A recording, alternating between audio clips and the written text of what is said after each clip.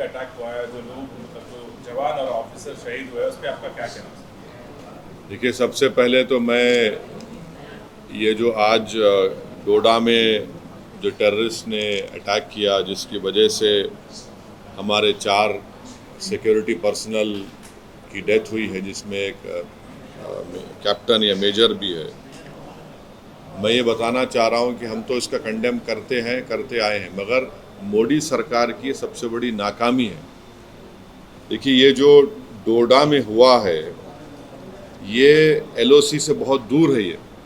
ये इलाका एलओसी से बहुत दूर है, इसलिए बहुत तशवीशनाक बात है कि एलओसी से दूर इतना अंदर टेररिस्ट आकर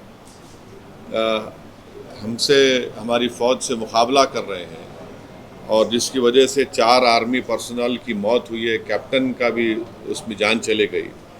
तो ये सरासर तशवीशनाक बात है, सीरियस बात है, और ये गवर्नमेंट की इनकैपेबिलिटी और इनकैपेसिटी बताती है, नरेंद्र मोदी गवर्नमेंट की।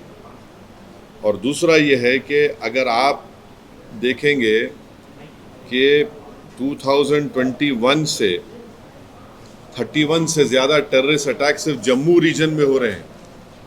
कभी जम्मू में पीक ऑफ मिलिटेंसी में भी इतने बड़े अटैक्स नहीं, और 20 साल से जम्मू पीसफुल है।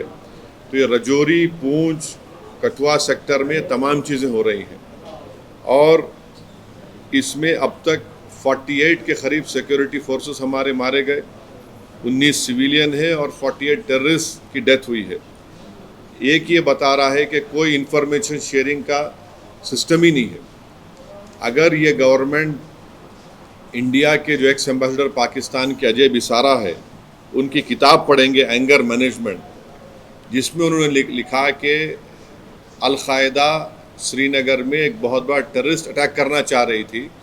इंफॉर्मेशन एक्सचेंज के बाद भारत सरकार अल-कायदा के उस बड़े अटैक को हम न्यूट्रलाइज कर सके, रोक सके।